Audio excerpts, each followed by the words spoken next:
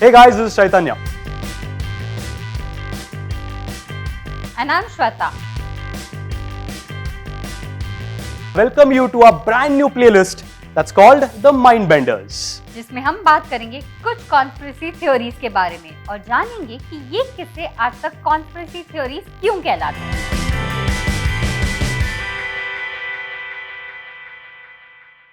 आज mind benders के पहले एपिसोड में हम नजर डालेंगे एक ऐसी शख्सियत के मिस्टीरियसली गायब हो जाने की खबर पर जिन्होंने भारत को आजादी दिलाने के लिए अकेले एडोल्फ हिटलर से लेकर सोवियत यूनियन से लेकर जापानीज एम्पायर से भी दोस्ती कर ली थी और उनके इस जाबाज और बेखौफ अंदाज से पूरी ब्रिटिश गवर्नमेंट डरती थी। The only freedom fighter who formed his own army. Can you guess the name?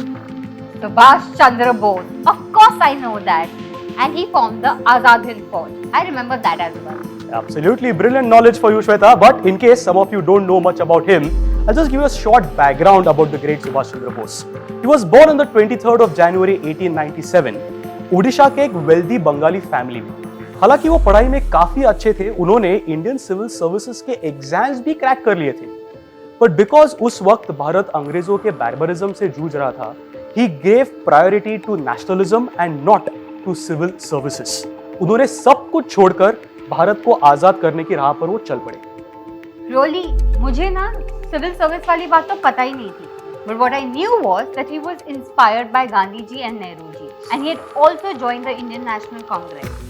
पर नेताजी ना इंडियन नेशनल कांग्रेस तो उन्होंने ज्वाइन कर ली थी, पर वो अपने नेचर से रिबेलियस थे और उनका एक ये मानना था कि अहिंसा की जगह अगर भारत के हर एक आदमी बस एक मुट्ठी भर रेत अंग्रेजों पर डाले तो पूरी ब्रिटिश आर्मी उसमें धंस जाएगी। बट ये बात गांधी जी को बिल्कुल पसंद नहीं थी और वो इसके खिलाफ थे।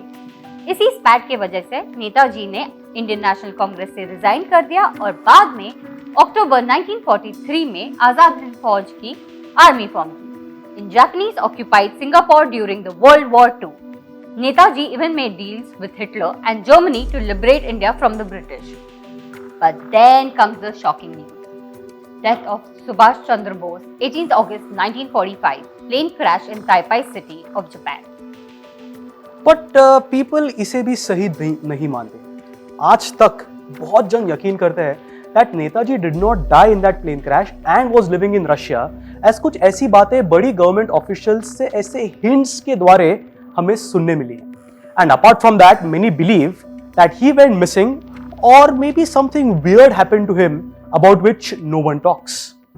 Yeah, but we are going to talk before jumping into the theories. Let's see what the government says and whether the available facts and evidence are in support or not. Government के हिसाब से after suffering from severe injuries from the plane crash, Netaji को Taihoku city के नानमोन military hospital में भर्ती किया गया, जहां उन्होंने अपनी आखिरी सांसें ली। पर जब दुनिया भर के जर्नलिस्ट वहां पहुंची इसे कवर करने के लिए, they were just not given the permission to cover this. Like, how is that possible? Not even a single picture of his body or something that can prove that this information is false. Doesn't this itself seem fishy at all? Absolutely. Moving to the next fact is that after 76 years of Netaji's death, आज भी उनके family members, specially उनकी daughter Anita Bose Faf, Netaji के DNA testing reports की मांग कर रही है। तो फिर नेताजी के रेमनेंट्स का कोई भी डीएनए टेस्टिंग क्यों नहीं हुआ? इसके साथ एक और सवाल यह है कि जहां टेक्नोलॉजी इतने आगे बढ़ चुकी है कि इवन एक स्केलेटन से एक इंसान के मौत का टेंटेटिव वक्त पता चल सकता है, फिर टोक्यो के रेनकोजी टेम्पल में जो एशेस है, जो कि क्लेम किए गए हैं नेताजी के रिमेनिंग्स है, उनकी डीएनए टेस्टिंग अब तक क्यों नहीं हुई? This is so unacceptable. I mean, Netaji is a national as well as an international figure. What more do you need to put this investigation as a priority? Like, you know, in today's time, science is so progressive. It is so easy to find DNA from traces of someone. What is stopping them? Absolutely. It feels like, you know, this information जो government ने दी है, it's more like a cover up or they're trying to hide something under the carpet. And the carpet is just spreading. एक बात मुझे बताइए श्वेता कि if someone is dead, how do you declare someone to be dead? Either by their breath or by checking the nose. Certificate चाहिए? हाँ, obviously. Exactly. But guess what? No death certificate of Netaji Subhash Chandra Bose. जब 1956 में Indian government ने Japanese government से नेताजी का death certificate मांगा, क्योंकि उनकी डेथ तो जापान में हुई थी, तब you know what Japanese government ने कहा? उन्होंने कहा कि नेताजी का डेथ सर्टिफिकेट मिसिंग है और उनके बेस्ट एफर्ट्स के बाद भी वो उन्हें नहीं मिल रहा। Then how did they go ahead with the cremation? That's the big question, but here's what the papers say. जब एक क्रिमेशन सर्टिफिकेट रिकवर हुआ जिसके जरिए नेताजी का क्रिमेशन किया गया, वो परमिट पर नेताजी की जगह किसी और का नाम निकला और वो नाम था एक जापानीज सोल्जर का, Ichiro Okura. One minute. Seriously, किसी और के क्रिमेशन परमिट पे किसी और को जला दिया गया। Are we like talking about humans here right now? Like, I mean, ये बात किसी और को हजम हो रही है या सिर्फ मुझे हजम नहीं हो रही? Your doubt is absolutely spot on. Do you know what Indian government did after that? A fact that completely points at the Nehru government is that कि नेहरू जी ने खुद 1949 में नेताजी के डेथ का पीछे का राज ढूंढने के लिए हिस्टोरियन प्रतुल चंद्र गुप्ता को अपॉइंट किया था, जिन्होंने एक रिसर्च बनाया था 3 साल के मेहनत के बाद, which was around 500 pages. It was a manuscript. Wow. इतने सारे मेहनत के बावजूद ये मैन्युस्क्रिप्ट पब्लिश ही नहीं हुई। I really have nothing to say, but I'm definitely going to Google it because जब कोई कुछ छुपाता ना तो उसमें कुछ ना कुछ तो जरूर होता है। Can I assure you, Shweta, कुछ नहीं मिलने वाला। You won't get anything of the manuscript. Yes, and this seems like a research तो किया गया था, but maybe उन सब evidences को मिटाने के लिए। Well, let me tell you what I know. 1955 में शाहनवाज कमीशन और 1970 में खोसला कमीशन 2 इन्वेस्टिगेशन प्रोग्राम्स किए गए to find out the truth behind नेताजी's mysterious death. But 1999 में जापान में हुई द मुखर्जी कमीशन के कंक्लूजन 1955 में हुई शाहनवाज कमीशन को कंप्लीटली कॉन्ट्रडिक्ट कर देती है। According to Mukherjee commission headed by former Supreme Court justice Manoj Kumar Mukherjee, जो कि जापान में हुआ उसी जमीन पर जिसे नेताजी का डेथ प्लेस माना जाता है, आपको पता है उस इन्वेस्टिगेशन में क्या पता चला? कि 1945 में ताइवान में वैसा कोई प्लेन क्रैश ही नहीं हुआ था। What a joke. The entire world believes कि नेताजी का डेथ हुआ प्लेन क्रैश में और द मुखर्जी कमीशन सेज कि प्लेन क्रैश ही नहीं हुआ था। और जब 1999 में जब मुखर्जी कमीशन को ग्रीन फ्लैग मिली, तब बीजेपी थी रूलिंग पार्टी, और 2005 में जब सरकार पलटी, आई इंडियन नेशनल कांग्रेस, तब मुखर्जी कमीशन फाइल्स को क्लासिफाइड कर दिया गया। That means it was no longer open to the public. well, मैं कोई पॉलिटिकल कमेंट तो नहीं करना चाहूंगी, बट हाँ, it seems that government is trying to hide something, कुछ तो रहस्य है behind Netaji's death and they don't want us to know. Agreed. Adding to that, जब 2005 में आरटीआई एग्जिस्टेंस में आई, मतलब राइट टू इंफॉर्मेशन, तब वेटरन जर्नलिस्ट अनुज धर ने पूछा कि how many classified documents are there at the prime minister's office. कुछ दिनों बाद पीएमओ से ये आंसर आया कि there are 33 classified documents about Subhash Chandra Bose. Then where are those documents? The answer is they are classified. I should have just expected that. Okay, you know what, Chaitanya? Let me tell you another incident. Tell me, what is the work of Intelligence Bureau? IB का काम है to check terrorism and any other threats to our country. Yes, but Intelligence Bureau itself has agreed that उनके पास नेताजी से related 76 classified documents हैं. Now tell me, इसमें IB का क्या काम है? I have absolute no idea कि इसमें IB का क्या काम हो सकता है. But एक और fact बता सकता हूँ that when the Home Ministry of India was asked about these classified documents under the RTI, the reply was that there are around 70,000 pages related to Netaji's death.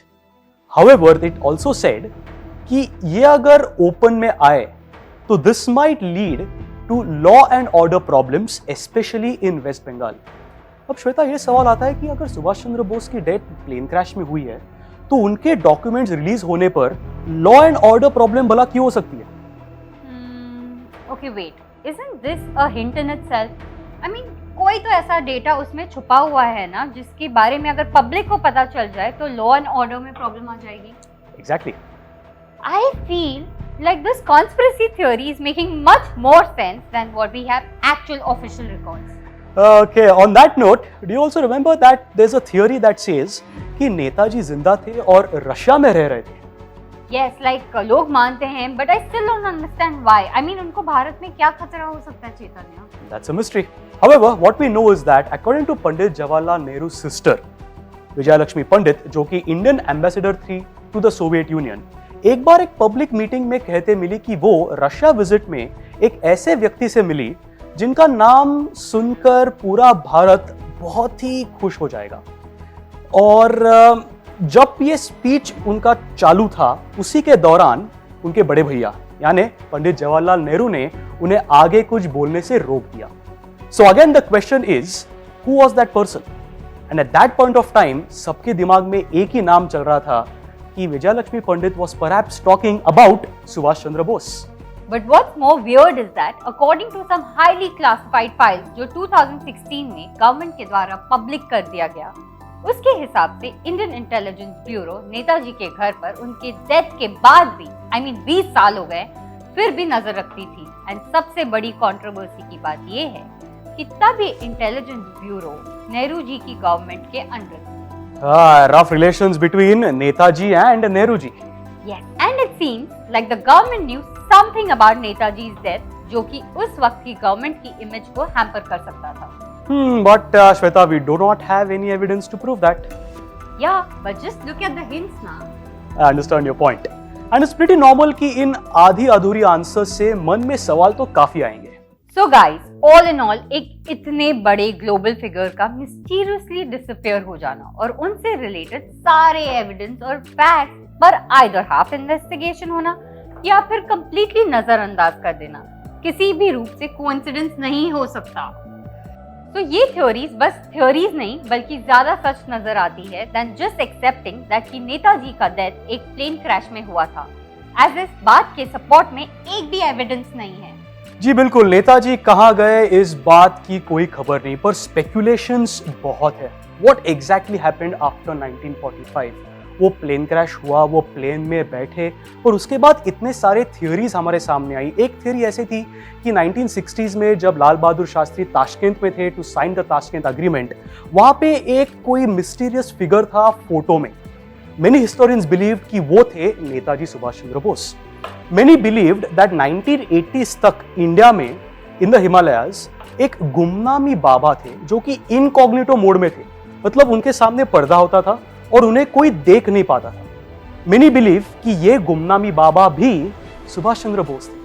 So there are so many theories, so many ideas, so many mysteries regarding his disappearance कि exactly क्या हुआ है वो हमें शायद ही कभी पता चलेगा। और शायद उनकी जिंदगी का पर्पस था कि ह्यूमैनिटी को एक बात सिखा कर जाए कि देशवासियों के दिल में नेशनलिज्म भर के जाए। No, Chaitanya, I completely agree with you. I mean, some mysteries will always remain a mystery and some cases will always be unsolved. So friends, आप क्या सोचते हैं इस मिस्ट्री के बारे में? हमें कमेंट सेक्शन में जरूर बताइए आप। और ऐसे ही और कॉन्स्पिरेसी थ्योरीज के जड़ तक पहुंचने के लिए stay tune to Mind Wars YouTube channel. और हाँ, don't forget to keep your brain sharp by playing Mind Wars quiz only on ZEE5 app.